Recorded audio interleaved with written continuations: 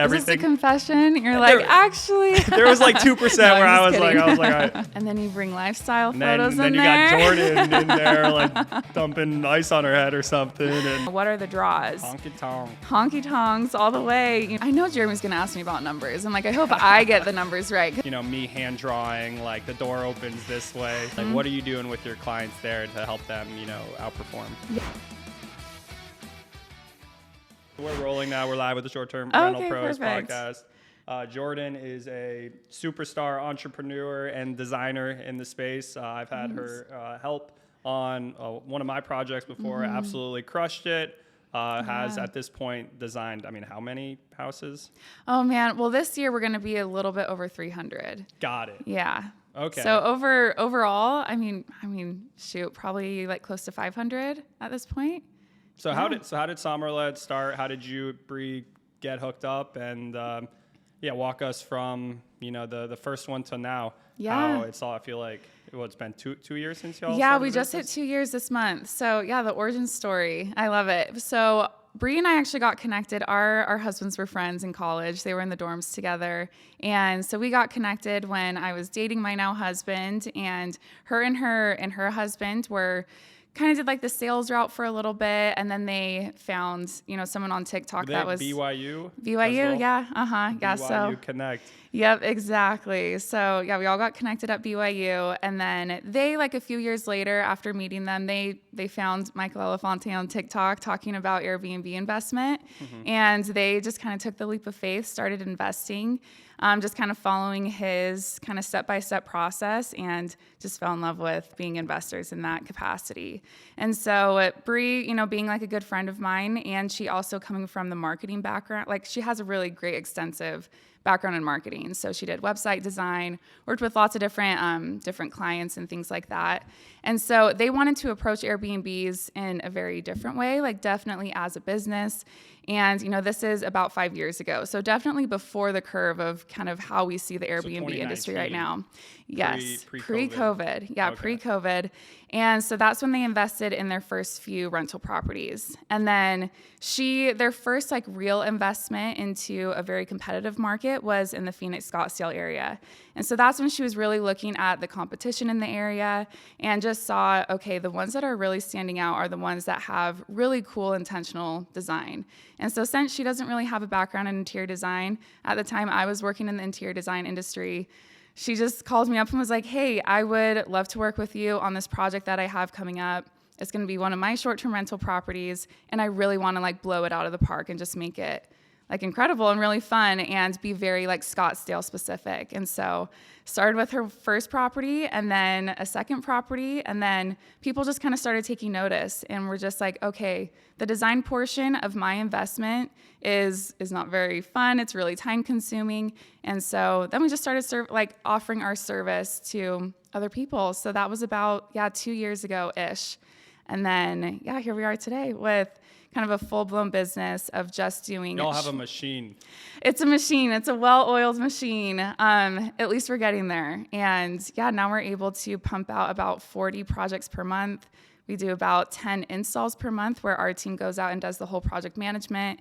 And it's been a blast. So much fun just to be in that niche of Airbnbs and short-term rental, interior design, and kind of like a marketing strategy and service alongside that. Would you guys ever, so the install service, you guys go out there, you project manage furniture assemblers, you know, painting, you know, some minor cosmetic renovations. Would you turn, like, let's say I'm in Alaska. Let's say I'm in the middle of nowhere, Alaska, and I'm like, hey, Jordan, like, can you guys come do an install? Is there any, like, are there projects you guys have to turn down? Yeah, so we will do everything in the continental U.S. Okay, so Alaska, so Alaska might, okay, maybe someday, but we'll say continental U.S. Yeah, so anywhere in the U.S. we've touched a lot of markets here already. But we've done a few virtual clients internationally where they will, you know, kind of coordinate the shipping and stuff for themselves, but that's a goal. We will get international and outside, maybe into Alaska, Hawaii someday. So how many, if you guys are doing 10 in-person installs a month, how many team members does that require? Because I know I've been, you know, in person doing the installs myself, and I know it's a lot of work. It's not, and also making everything line up perfectly is challenging. Maybe it's less challenging now because like shipping times have, I feel like, gone pretty back to normal or pretty good. But yeah, pretty there was good now. maybe a couple years ago where you order something and it doesn't show up, and you order it again and it still doesn't show up. And yeah, no, exactly. We're very strategic with like our shipping times. Like we make sure that everything says, okay, it's going to ship within 3 to 4 weeks. So that's kind of, what we do. Every once in a while, there's going to be something canceled that we'll have to just, work with once we're there on site, or work with our virtual clients to make sure, everything is good to go. But yeah, shipment times are a little crazy. But yeah, actually being out there on site, we have 2 team members that are from the Somerled team that will actually be out there. It'll be a designer and a project manager. And then we hire out the rest. So we'll hire out locally for, wallpaper installers, painters, furniture builders, everyone like that who would actually help us with the full implementation of the project. And so our team size in all, we're at about 60 internal people right now. I was about to say, because you got 2 people on site, you're doing 10 a month. I mean, how many can do the math. How many can one duo do in a month? Yeah, usually our project managers go out about twice a month, so 1 to 2 times. And yeah, we have a good big design team, and so designers kind of rotate through a little bit less frequently. I think last time we talked, I don't want to butcher numbers. No, I think that's you okay. guys had like 3 different kind of like teams of 5 with a manager. Yeah, exactly. No, you have a great memory. So yeah, numbers. I remember numbers. You remember numbers. I know. Anything else, I don't remember. I know. The name of your team members, I couldn't tell you, but no, give me exactly. a number, I'll remember that. Yeah, no, like before we like came and started the podcast too, I'm like, I know Jeremy's gonna ask me about numbers. I'm like, I hope I get the numbers right, because I'm like, that's not my forte. But I'm like, hey, team members, I can do that. But yeah, the way that we have it structured is we have 1 design manager to 5 designers, and so that's how we structure it. Is each team gets 5 design projects per 2-week period. And yeah, so we just kind of replicate that. Right now we have 4 design teams, and that's how we're able to pump out the 20 design projects per design period, which is 40 projects a month. And they just, some things that impressed me with you guys. I mean, I've worked with designers. I've designed myself, which I definitely don't do that anymore.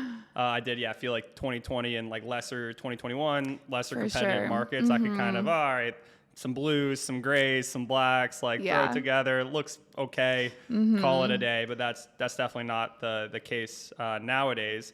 But it was like, just kind of go through your guys' process, or what I found was impressive. Like off the bat, you needed a Matterport. Like you weren't going to touch it unless you had someone come out there who could, do the 3D scan and find all the wall outlets and all the doors. Like you guys weren't going to trust, me hand drawing, like the door opens this way.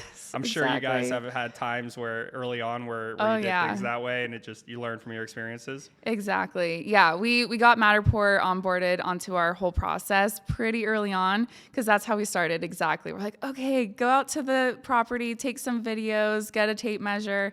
It was pretty crazy. So yeah, Matterport is an amazing resource and a solution for anyone. Like whether you use a designer or not, so many investors are purchasing these properties like sight unseen. And so get a Matterport scan and you will get like a full sense of what the interior looks like. You can take measurements, and yeah, that's been a really great solution for our team.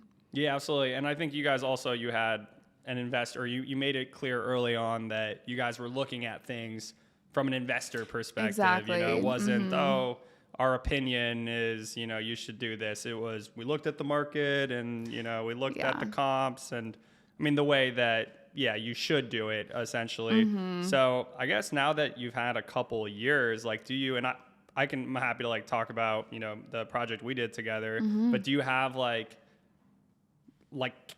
numbers of, or people we worked with early on, like were able to like do X, and then why? Like those who are successful, like let's reverse engineer what success looks like. Yeah, no, I think that's a great question. It's really interesting to see historically now, because I think, 2 years is a good amount of time to really see.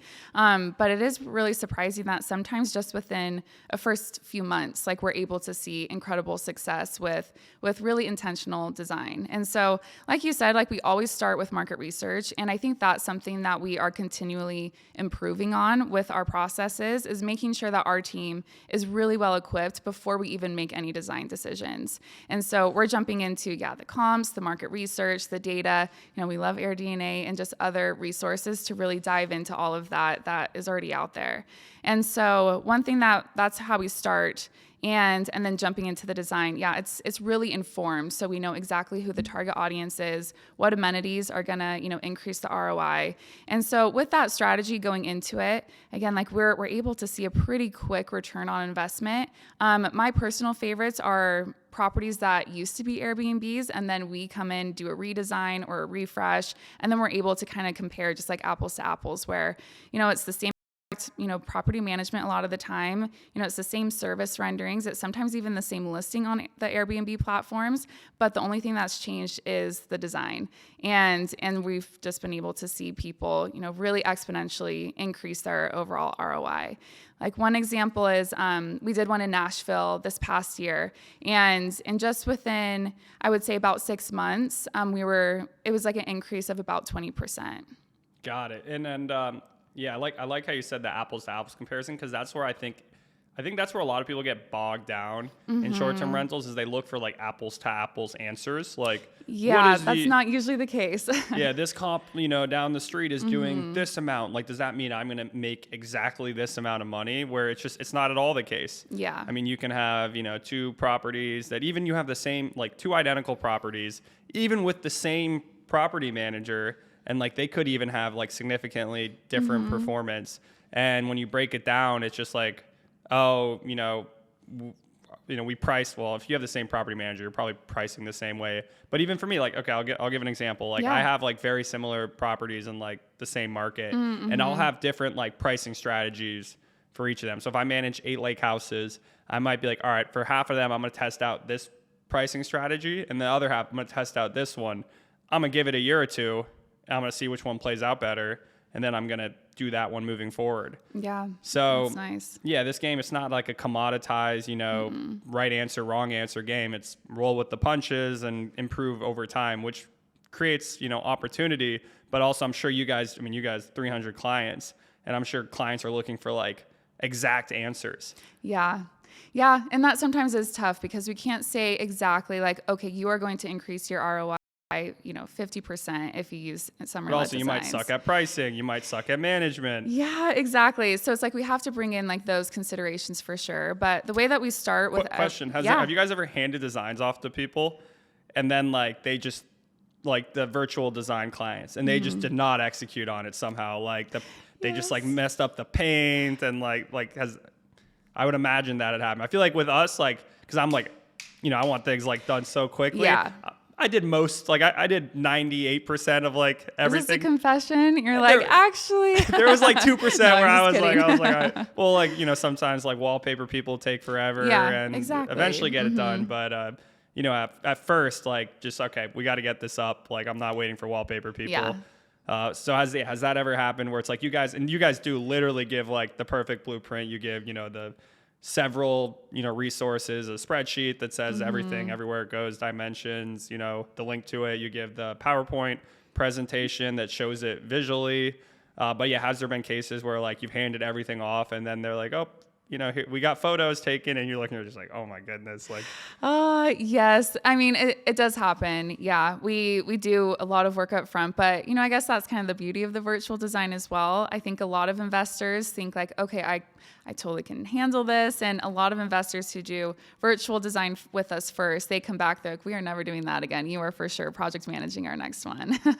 And so, yes, every once in a while, and then they'll send us our photos back or their photos back, and, we give some pointers, or, I really love it when clients come to us during the installation process and they ask us questions. I'm like, yeah, please reach out to us. We want to be a resource to you, so you feel, well equipped to be successful on your own. So yeah, it's kind of balancing, what fits best for an investor, because it's really not like the virtual doesn't always fit their needs, but then the project management side and the design doesn't always fit everyone's needs. And the lifestyle as well. photos. Tell us about Yes, these the lifestyle photos. I'm curious, how long have you been doing the lifestyle? That's why I follow you guys on Instagram, and I feel like 50% of the content now is the Jordan lifestyle photos. I know. Luckily, I'm not in like every single one. It is just when it makes sense, and obviously, me being the owner, I'm like, that's the cheap option. I mean, you're flying around everywhere. How many installs are you going to? Do you just go for the lifestyle photos, or do you go for the whole thing? Sometimes, yeah. I'll usually kind of show up like last kind of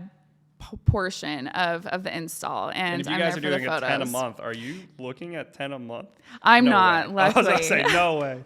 Yes. I mean, on Instagram, it looks like you are. I so. know. I'm there. I probably average about one a month. So, okay. yeah. So I usually am going out for, like why I'm out in New York, it's like there's usually a few other reasons. And so I'm able to kind of plan things around where I'm like, okay, I'm going for X, Y, and Z. Yes, we have an install going on right now. Like, yeah, I'll be able to kind of line it up. So you'll go to the fun. end, so then you can partake in or be the lifestyle. The lifestyle and the lifestyle photo. So sometimes. What have you? Do you have like? I know I don't want to like throw numbers at you. I'm not trying to. No, that's get okay. up and running. But have you seen like what the ROI on lifestyle photos are? Are they worth doing? Not worth doing? Yeah, I think it's definitely worth doing for a very niche target audience. So I think girl groups, families, things where people are going to be booking on kind of like an emotional level, I think lifestyle photos are really great because people are able to look at those photos and then envision themselves there with their group of friends or their family members, and then also kind of see the amenities in action. I think for amenity sell is really, really important. And I think it was, I believe it was Kenny from STR Insights. Yes. We chatted with him, I think, at the San Diego conference as well. And he was saying, every single listing needs lifestyle like photos. And we're like, okay, like we're not there yet. But I do think that I need them. I don't have them. I need to at least, I've done, so the most recent investment I've done, we haven't done lifestyle photos, but we've done more direct marketing. Oh yeah. So like, we bought a massive barndominium in Wisconsin. Oh, cool. And it was actually an existing Airbnb where we actually really haven't done anything other than take better photos. Yeah. And we're going to add a mini PUD and all this stuff once the winter comes around. Right. But we've done like Instagram reels where we've had, models, models come in and wear the cowboy hats. And so we've done like lifestyle reels, but we haven't done the lifestyle photos. So I'd love to hear, your what did Kenny say, that everyone needs to do them? Like no brainer? Yeah, that's what he was saying. And we're like, okay, I think that's really what got us thinking. Like we had integrated it a little bit.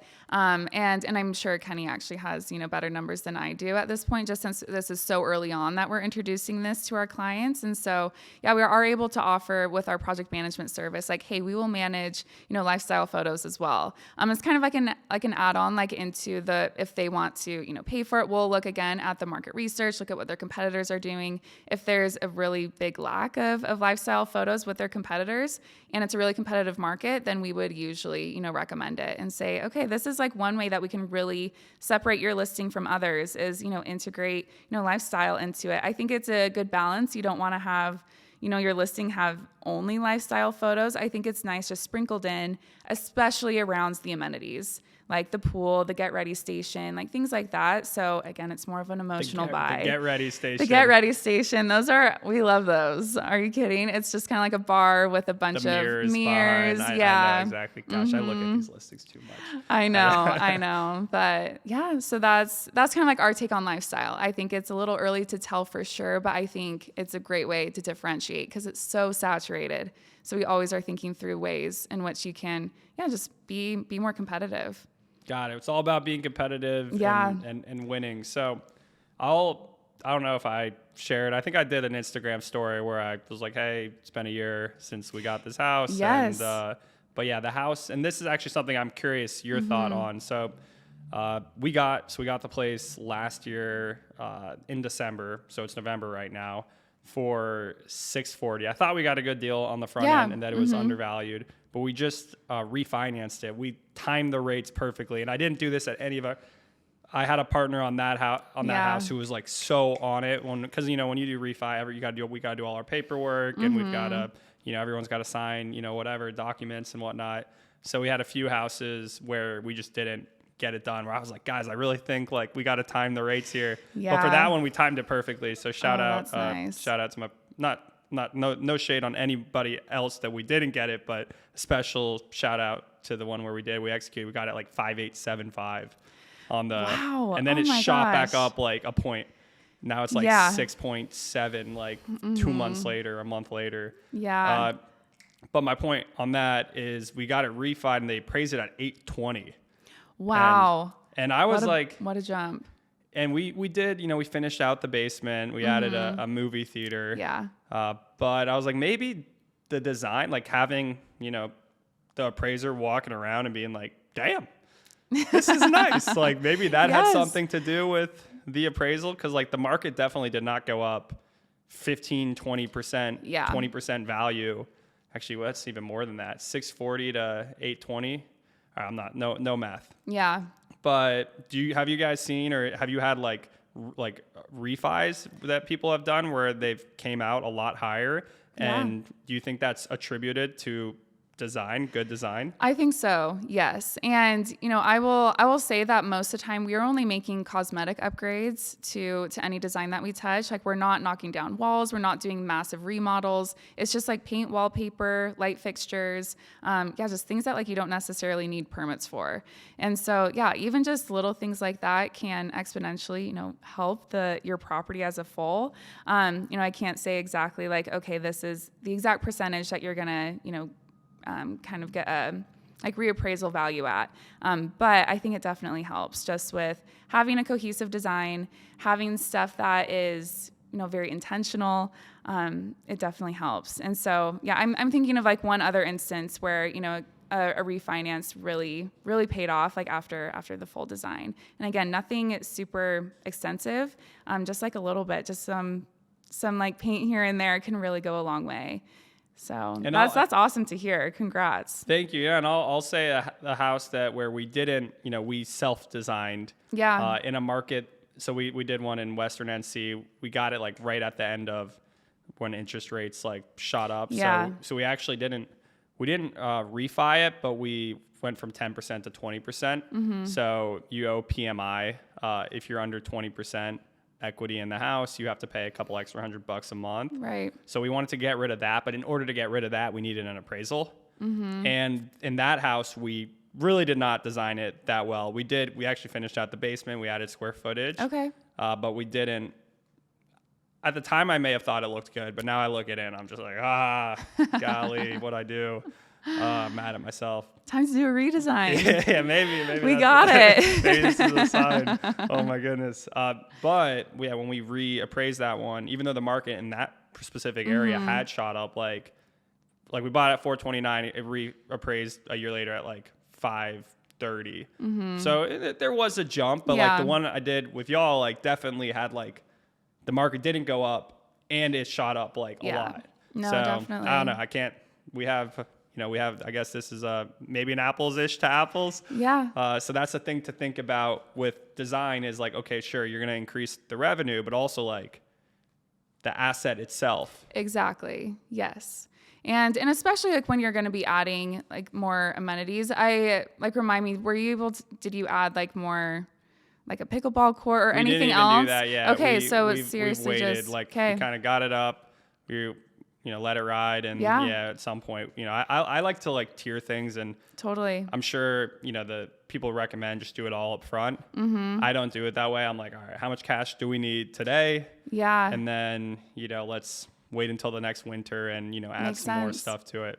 Yeah, for sure. Kind of like one like really easy change that I think we did to your property as well was that drop down ceiling. Yeah. Exactly. So like going that from is like that like high school. Yes, high like school, the white, like with like the speckles in it. Yeah, I mean that is like such an easy upgrade to any drop down ceiling. Like you can just get those tiles and pop them out and is that what we did? Just We the did, tiles? yeah. And then I have another house where it has the high school tile. Yeah. And we did that with y'all. I'm like, dang, all right, we're ordering on Wayfair. We're Good. getting all these swapped out. Yeah. It makes it look so bad. easy. It makes it look like you're like in like an old fashioned like movie theater. It's really Yeah, cool. exactly. And it's like such a easy, cost effective way to make it look It's like so much better. $100. Than like actually drywalling and doing like a real ceiling. So Yeah. So tell us the hacks. Like, do you have like 3, and I'll I say, what's your biggest short-term rental pro tips? I want tips. What are like 300 clients? Like what separates those who, overachieve?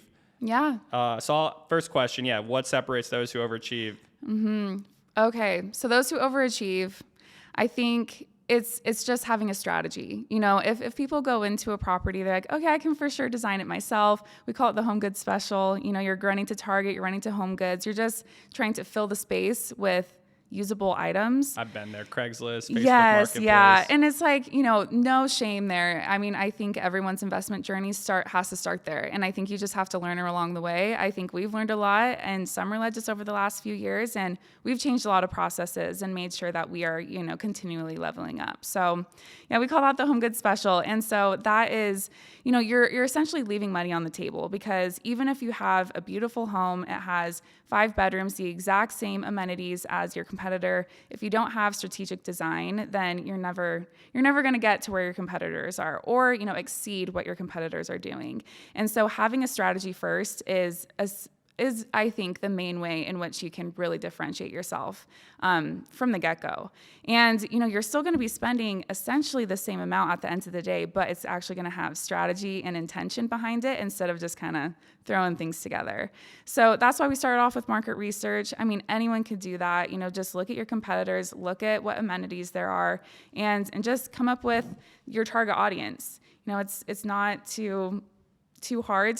We have AI now. It's so easy to just like type into ChatGPT of, okay, who is traveling to Nashville, Tennessee? Why are they traveling here? What are the draws? Honky tonks all the way, girl groups, bachelorette groups. And then you just find that niche market. And in some markets, like obviously like Nashville, there's enough data to show there are so many girl groups coming. But then in like a market where it is a little bit more, I don't know, like, let's say just like a big metropolitan city. Do you see, quick question, like in Nashville, where maybe if you look 2-3 years ago, it's like, oh, it's so obvious that all these girl groups are coming. And if you do honk-a-tonk, all these, the mirrors everywhere with the get ready stations. And then do people come in and like all of a sudden there's like 50 more get ready stations and there's one at every house. And then it's like, ooh, all right, we've no more bachelorette themed parties. Or like, have you seen that, I guess, happen where it's like an oversaturation of like a certain theme? Yeah. You know what? Nashville is interesting because although there's so many Airbnbs that are doing the same thing, there's still so many girl groups who are still going. And so if you do it right, if you really are, again, intentional about it, have really fun photo moments and other things that you're integrating into your design, then it's still going to outperform, even your competitors. And so I think we are, strategic, especially about markets that are becoming very, very saturated, of having things that are a little bit different here and there too, and they're able to still perform really well too. So I think that it's not too much of a good thing if you do it at the top tier. Be the best. Be the best. And it's like... And that starts on the upfront. It does. Doing the research, understanding who the guest avatar is, who's coming to your area, why are they coming to your area. Exactly. Yeah. So that would be my biggest hack of telling anyone, whether you use a professional designer or not, just do your research and then, build a Pinterest board and really determine who your target audience is. Because then that will just set you up for success. You'll be thinking of that individual or that group of people as you're designing or as you're sourcing products, and everything will just feel way more cohesive. So when you're looking at a listing and you see all the photos together, it feels so much better when it's cohesive, when you know exactly who it's for. And then it's like, that's your marketing tool. Your photos, the design, that is your main marketing tool for your Airbnb. And so make sure that it is, it's correct and it's, in line with what your investment goals are, with your overall ROI, because design really it'll increase it. I mean, every single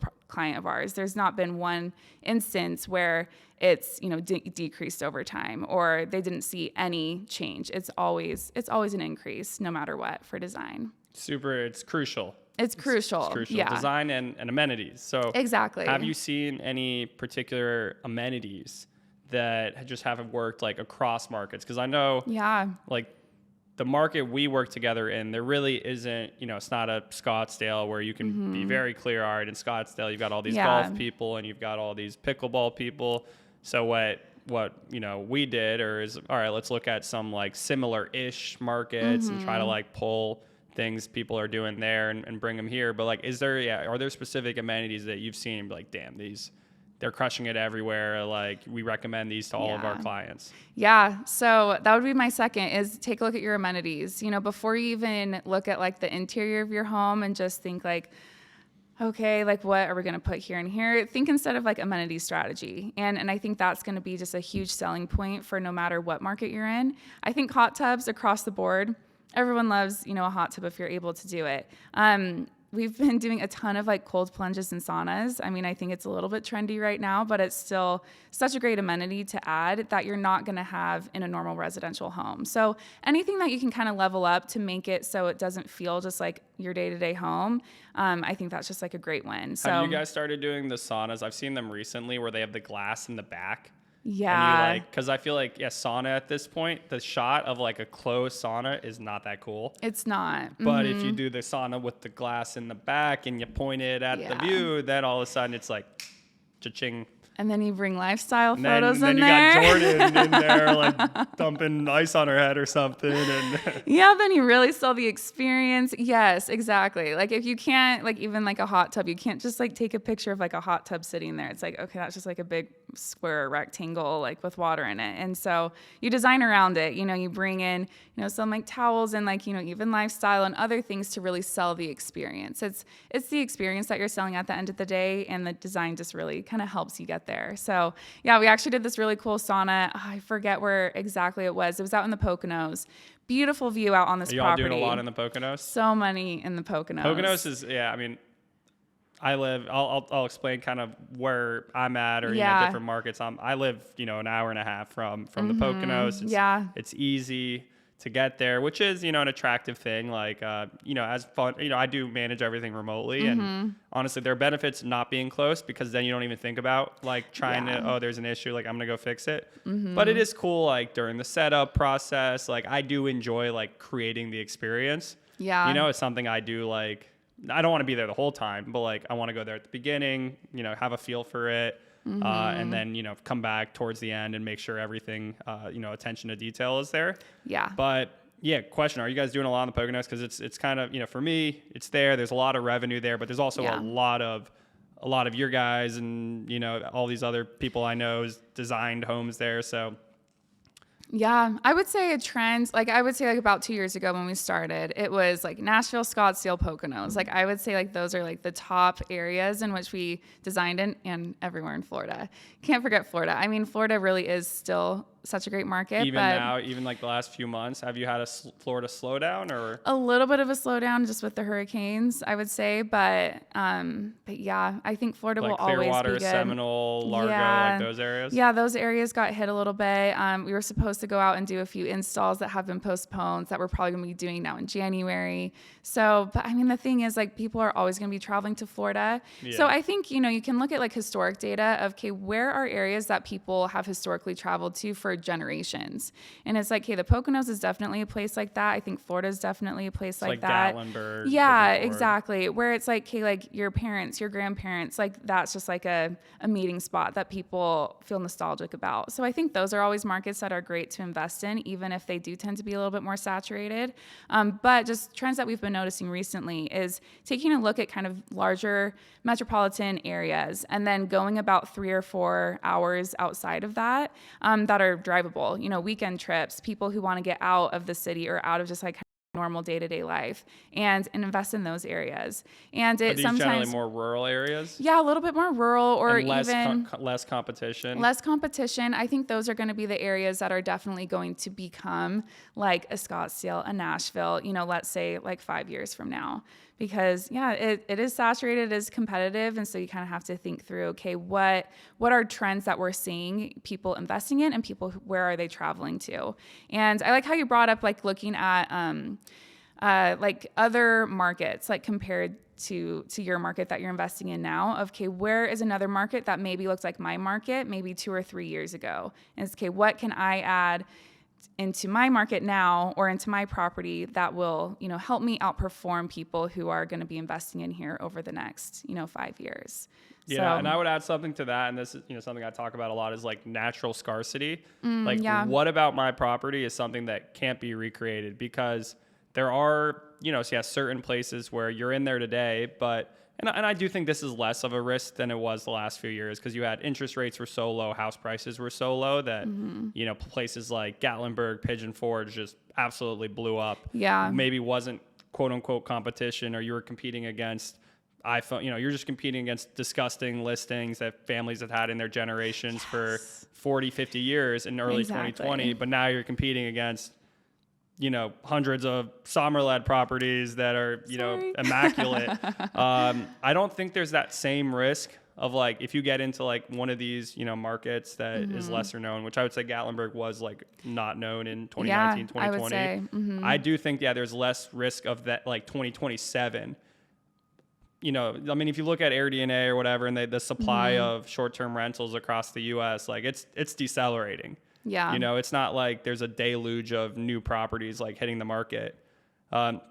Is that, I guess, a question for you guys? So there are less. I think maybe correct if I'm wrong. I think you guys have the tailwind where like people understand the importance of design more now than ever. I think so, yeah. But you might have the headwind of like there's just less people buying properties. Or is that correct or not correct? Or yeah, it's interesting because I could see both sides in a way, because I did read this stat recently where there's over 14,000 new hosts joining, the Airbnb platform every single day. And that could, be decelerating, and, people just aren't investing as frequently as we saw. I definitely think we saw such a huge surge during COVID. It was like a one-time phenomena. Yeah, it was insane. But I think what again, like really differentiates, it's slowly weeding out kind of the mom and pops who are just throwing up their basement or just their casita or something like that isn't intentionally designed. It's not run as a business. And so I think what the platform is going to be turning into is people who are serious about running a business. And I think, design has such a huge part of that, because, you're thinking of it as an overall investment instead of just like a quick buck here and there.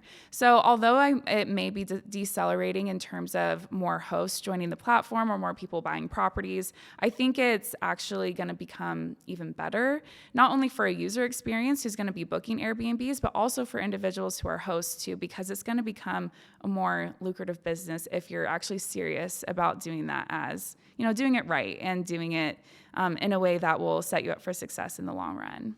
Definitely. So if I'm looking in the Poconos, who's I'm just curious, picking your brains. This is why we have a podcast, so I can pick people's brains. Yeah. What's success in the Poconos, for example, look like? That's kind of like a mountain-ish market. Like, what are you doing with your clients there to help them, outperform? Yeah, so the Poconos is great because it's exactly that market that I was talking about, that people come for generations. And so we still see those Airbnb listings that have the buffalo plaid, and they have like the wood, like the rustic wood bed frames. Like it's just a little bit dated.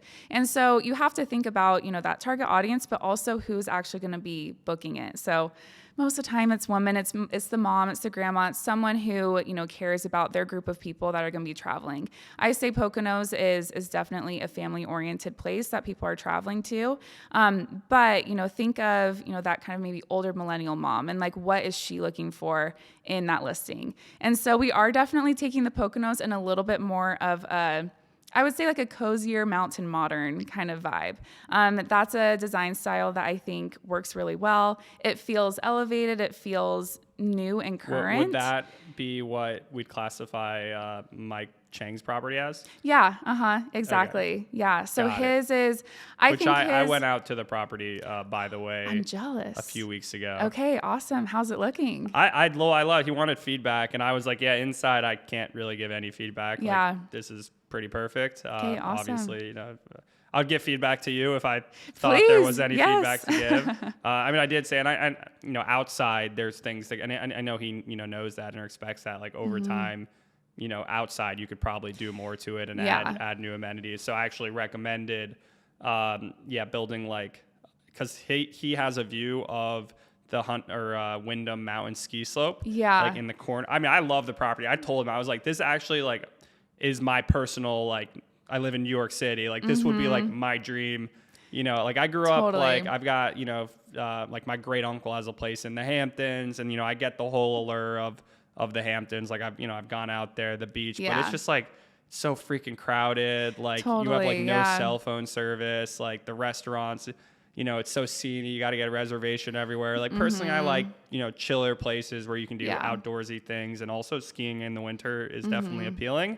So I mean, a massive, you know, 3-floor cabin with views of the ski slopes. I mean, that's like, to me, that's like personal goals. So, but that notwithstanding that, I was like, you need to capture that moment of of the view. Like you don't really have. So like if you did a little bit of an elevated deck with not just a sauna, well, he has the sauna, but like, a sauna with that view of like the ski slopes behind it. Or you could do a stargazing dome. Yeah. That would serve the same purpose. He was like, I don't want to move the sauna. Like I had to pay $4,000 to put the cement pad. Like I'm not moving the sauna. I'm like, all right, well, just something. You can't just have a deck like with nothing on it. You could, I guess, but just something really cool with like that behind it. Like that moment would just like no one else would have that. Oh, exactly. No, I'm so happy you brought up that project, because that was so much fun to work with them. Like Michael and Liz, they're awesome. And we're actually talking with them, I think, in like a few weeks just about that project. And I think we'll do a recording as well. But yeah, they definitely kind of went with like a mountain modern aesthetic. But we know that people, again, have been traveling here for generations. We still want it to feel like nostalgic and cozy. Whereas like, okay, I'm still, you know, in the Poconos with my family. It feels like, you know, growing up, but it's just kind of like the elevated, like level ups kind of version. Versus like Bachelorette, like Austin, Texas, like Yeehaw, or exactly. Or we don't Nashville, only have to do that. And it's like I think classier New York, like New York City, like more elite. Yes. And it's like knowing that, that's like, you're essentially like the target audience for them, because it's people coming from the city, you know, wanting to escape. And so, we need to appeal to that level of taste, essentially. So I don't think I have that much taste. I don't. I think Kate definitely has taste, if you can tell by this podcast. Well, she would probably be the one booking the property, right? So it's like, we want to appeal to her taste, and, you know, what your goals are for that weekend, or a ski weekend, or a ski trip, whatever it may be. So, but that view is insane. We redid the living room space planning for them multiple times to really try to, you know, maximize and like that view. Yeah. I do think from the inside, it's not as important. Like, because like really like photos from the inside of a house, like showing a view, in my opinion, don't really like don't translate as well. Like I think, he had his first set of photos, and I was like, dude, these photos are off. Like you gotta redo these. I don't even think I saw him. He redid it. He was like, thank you. He was like, I thought that too, but like I needed someone just to like tell me how bad they sucked. Yeah. So for me to like push me over the edge, and then he got new photos, and he was like, that they actually did help. Yeah. Because I was like, dude, there's just shadows everywhere. No, like, totally. Yeah. So you gotta get it, I guess, the right time of day, or at least edit them so like you don't see like massive tree shadows like on the back of your house.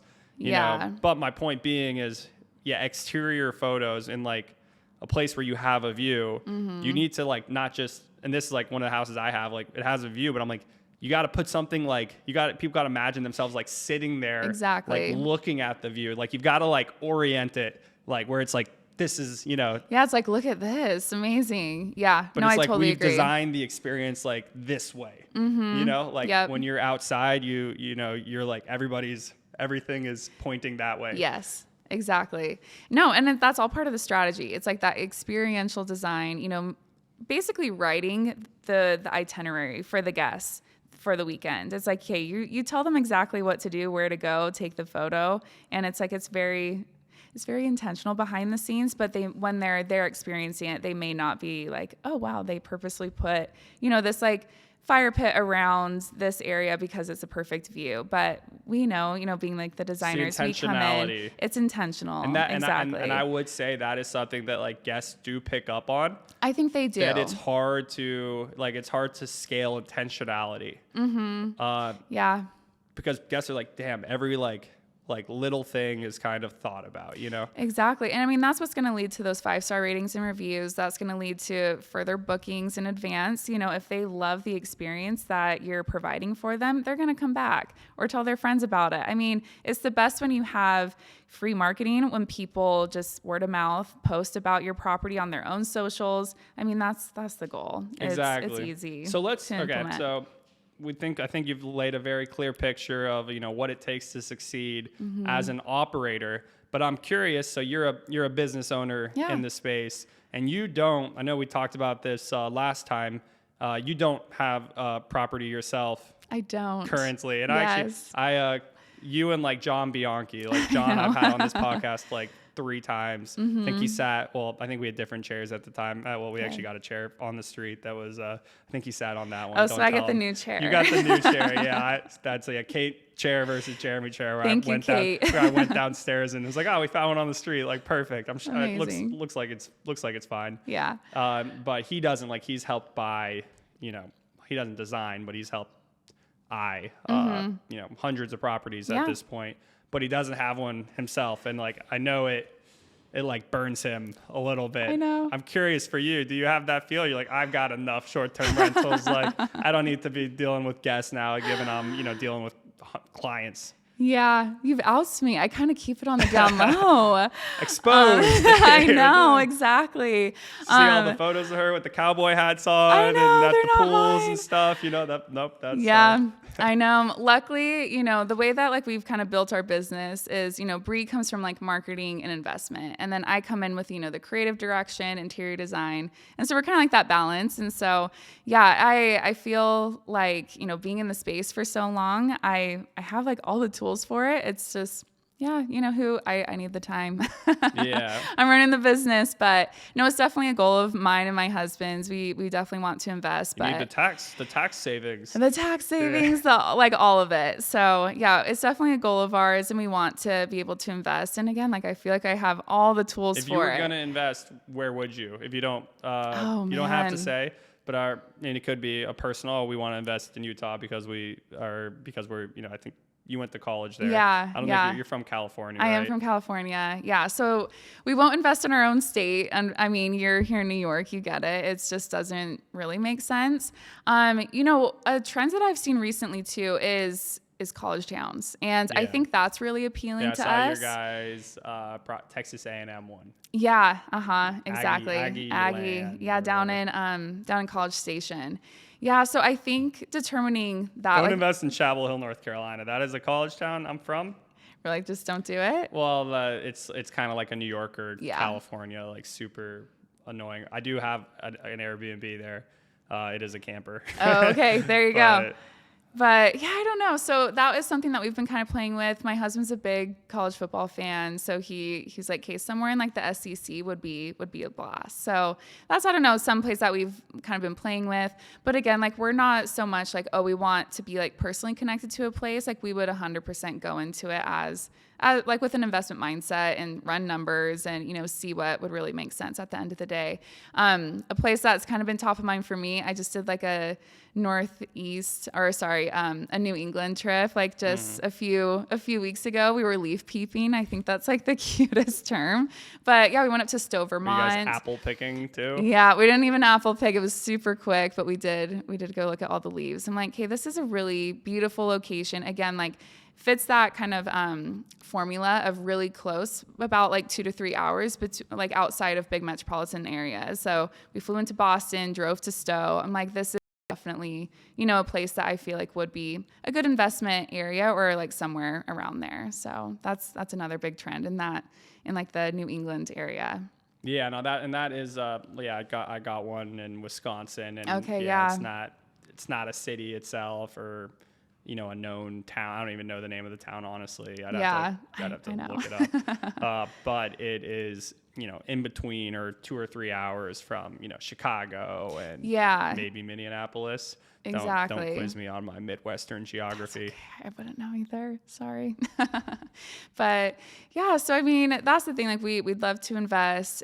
We're doing just like such a big push for Somerled right now. We've seen such exponential growth that's you guys definitely are at 60. taken a lot of time. I think when we talked, y'all were at like 40 something. Or yeah. I think you didn't tell me the number. I think I was like, all right, I'm doing the math here. You got how many designers, how many project managers? So you guys are still growing. Like, what do you want headcount to be at 100? And this is my question as just like a boss in the space or a startup entrepreneur. What is your what's the growth look like?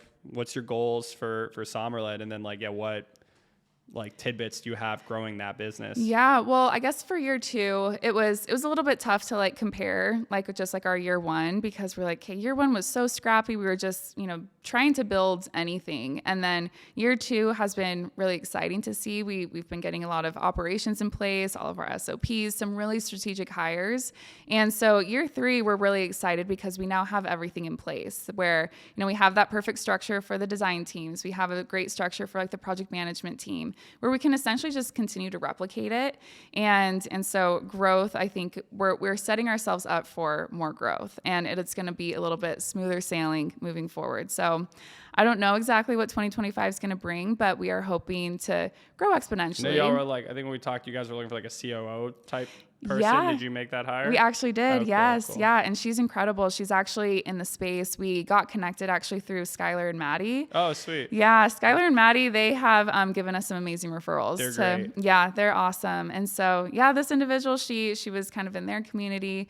Maddie sent over her information, and it's been an amazing fit. So she actually had grown a few of her own property management as well as cleaning companies, and was in the process of selling it, still wanted to be in the space. And so, she's now over here at Somerled and is just incredible. So I think hiring is such a strategic move for up and coming businesses. I mean, I'm okay not being the smartest person in the room. I want to be surrounded by people who are way smarter than me and will help me grow the business to where we want it to be. So it's humbling, and I love to learn from our team. Got it. So it's not your goal isn't you have any I don't want to throw numbers at you, but is there quantifiable goals you guys have? You're going to is it we want to do, we're doing 300 properties so far this year. We want to do 600 next year. Yeah. Or so next time you're, randomly last minute in New York and I ping you guys don't give me the heads up. So then we last minute throw together the podcast. I want to hold you. I want to hold your feet to the fire. Please do. Give me some goals. Yeah. So right now, like I said, I'll remember the numbers. I know you will. You might not remember I know them, you will. I'll remember. I know. So right now we're doing 40. I won't remember your COO's name. I'm sorry. but you will remember the numbers. So right now I would say, we're doing 40 projects per month, and that's still pretty easy leads. I'm not going to lie. It is such a demand for investors to make sure that the design is done correctly. And so if we basically just have, we have a little bit of a cap with our team because, we only have so many people. But if our sales team was working at full capacity, I think we would easily be able to do at least 60 per month. And so I think that's definitely a Q1 goal, is to continue to ramp and get to that point. And I think it's important for us to get to not grow too fast. Yeah, well, I think you would have, if you let's say you had a month where you got to 100 and you hired headcount to satisfy that's a lot. That's a lot of headcount. Exactly. But then the next month you did 50, which is still a great number. Mm-hmm. That might be kind of hard. You don't want to take on team members and not have stuff for them to do the next month. Yeah, so we're very strategic about the steady growth because we want to have work for people. We don't want it to be we have a great month and then we're going down. We want it to kind of be a steady state. And so I think because we have those 5 design slots per design team, we're going to kind of grow in those increments. So about 5 to 10. Does that mean putting people on a wait list? Say, sorry, we can't do your project this month, but we can do it in next month. Has that been something that's been happening, or it has? More of late, or it's a little happened? bit more of late. I would say I think a lot of people are trying to get in right now before end of year for tax season, and so I think we're definitely seeing a huge surge. But I think. yeah, wait lists, like we do try to get people into our design slots as soon as possible, just because we know time is of the essence. And so when people are under contract, ready to move forward, we're like, okay, let's get you on our calendar, or either on a wait list for the next design slot. So usually we're able to book people about 2 weeks in advance, and that's pretty consistent. Got it. Okay. So it's not like you guys are like, all right, we can only do 40 a month. We have to push you like 2 months from now because we're already, backed up. Yeah, luckily not. So I think we've been just strategic in our growth, so we can, be able to support the people who are coming through our door, and especially for the project management piece, that usually gets booked up first, because people don't want to do it themselves, which I totally get. It's a lot of work. And so, yeah, that is what fills up first. And then the virtual clients, those ones we're able to, usually fit in. And are those the people who you guys do it for them, generally like higher income earners, higher net worth, I would imagine? Yeah, usually. It's usually serious investors where, they're building their portfolio. It's usually like their full-time job, or they're like a high up individual at like a different company, and they just don't have the time or means to manage it themselves. Or they know the value. They know the value of their own time, Yeah. and definitely want to make sure that, they leave the job and specialized in someone like us. So what advice would you have, let's say someone who's an operator of a short-term rental adjacent business? Yeah. What advice would you have, or just honestly any young entrepreneur out there who's looking to build a service business of any sort? Yeah, I think definitely getting operations in place. Like, I think it's so fun and exciting just to jump in and just start going. But one thing that we've realized just over this past year is we can't just operate with everything in our head. Like, we actually have to have, operations in place, SOPs, and, even like our managers, like they might be doing things like completely different ways. And so just like standardizing things and making sure that it's repeatable and growable. And I think that's something that it's been a little bit of a growing pain this year as we've like been able to figure that out. But as we are figuring it out, I'm like, oh my gosh, why didn't we do this, from day one? I think another big thing is getting like finances in place too, just making sure like, okay, like where is your budget going, and how much are you going to be paying in payroll, and just like kind of all those organizational 60 people, things. It sounds like a lot. Yeah, exactly. I'm like, whew, yeah, I'm so happy. It's like I don't have to be the one responsible for that, and like I feel confident being like, okay, every month like we're good. Like we have it budgeted correctly, and we know what we're working with. So yeah, I would say like organizational things like that. So like not like a very like fun or like sexy response, but that's just something that we've really discovered. So numbers and SOPs. Yes, I know that's so boring, but as a designer, yeah, I could understand. I know exactly, but I think also just niching down into like exactly like who your client is. I think that's been something that really has served us well since day one. Is like, okay, we're only working with investors. We're only working with investors in the hospitality space, whether it be vacation rentals or boutique hotels. It needs to be gotta know your super avatar. niched. We got to know your avatar. And I think that's like the best thing that we can do is knowing who they are and how to market to them, how to get them to work with us. And I think that's been, what has served our success, I would say. So folk who want to work with you or just follow your journey, where can they stay up to date? Yeah, easiest way is just on our Instagram. It's just at somerled.designs. It's SOMERLED.designs with an S. And then, feel free to schedule a free consultation with us. It's super easy. We just have our link in bio. Our website is just somerleddesigns.com. And that free consultation is pretty awesome. I know you've gone through it too with Allie, our sales rep, and we do a full underwriting of your property. We take a look at, furniture budget, contractor costs, and then just look at your projections if you were to use us as a service, and we are able to, hit and exceed those goals and numbers that we run with you. So free consultation call, get on with us when you are under contract on a property. That's the best way to get in touch with us and get started.